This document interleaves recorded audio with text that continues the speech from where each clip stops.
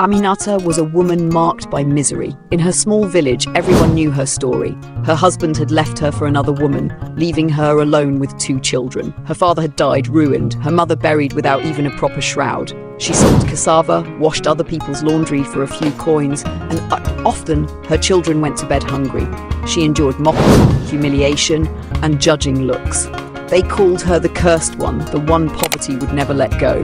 Her children, expelled from school for lack of fees, looked at her every night with eyes so sad they pierced her soul like blades.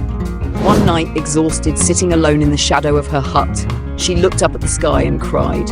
Her tears fell like endless rain. In a desperate whisper, she spoke, "Even if I have to give my soul, I want to be rich. I want my children to never know shame again." It was then that she heard a deep, icy voice, unlike any human voice. It echoed in her ear as if from another world. "Your wish can be granted." Aminata jumped, trembling. There was no one around, yet the voice persisted, as if it came from the wind, the earth, the very air she breathed. The next day, disturbed, she told a wise old woman at the market about her despair. The woman stared at her for a long moment, then whispered, "If you seek to escape misery, go see the shaman who lives by the river, but know that every favor has a price." Aminata hesitated, yet her misery, heavier than fear, pushed her to the shaman's isolated hut. The place was eerie. The small hut, made of mud and straw, was surrounded by hanging animal bones and bottles dangling from trees. Inside, human skulls arranged around a flickering fire seemed to stare at her with empty sockets. The air was thick with the scent of incense mixed with dried blood. The shaman, an old man with opaque eyes, received her without her needing to speak. His hoarse voice resonated. "I know why you have come." He explained that he could change her life, give her the wealth, influence and respect she had never known. But in return, she had to accept a pact. Every week at midnight, she had to go to the cemetery naked under a white cloth and wash herself with a special water he would prepare. She must never miss a ritual.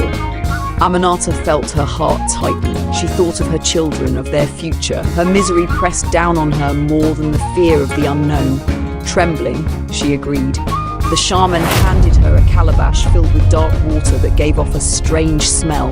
"Tonight at midnight you will begin, and from that moment your life will change."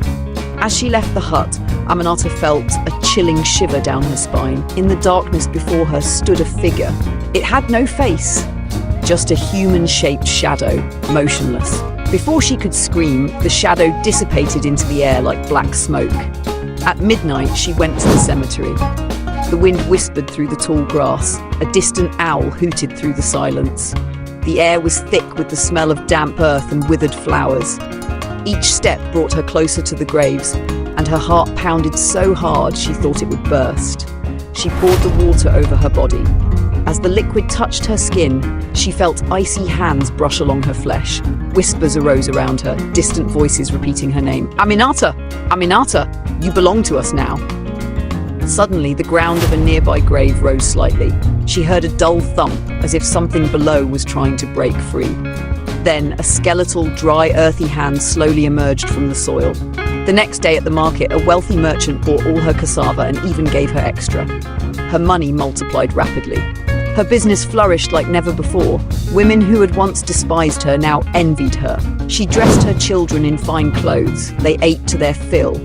But at night she had nightmares, cold hands strangling her. She awoke gasping, a black mark encircling her neck. Once, her youngest son looked at her in the morning and whispered, "Mama, why do you smell of the dead?" Weeks passed.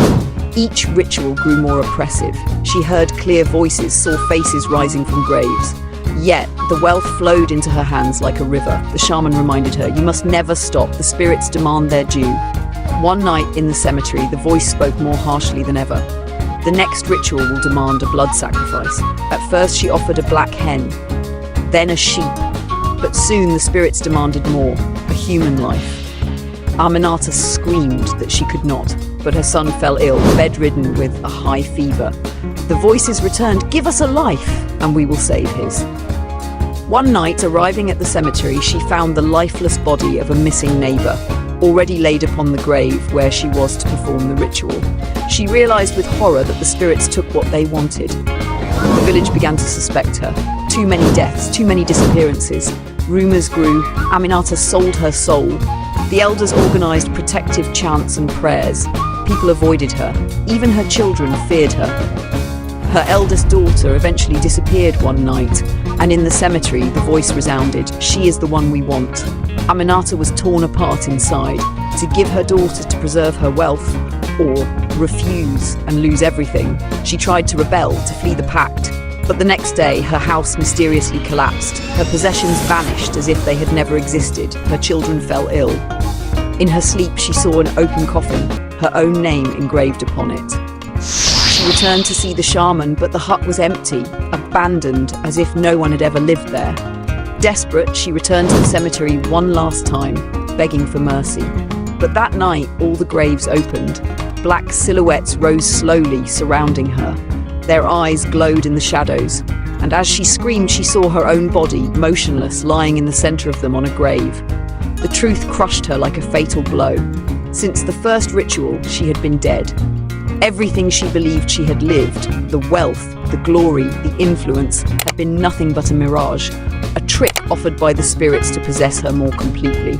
Her screams faded into the wind, and the silence of the cemetery swallowed her forever.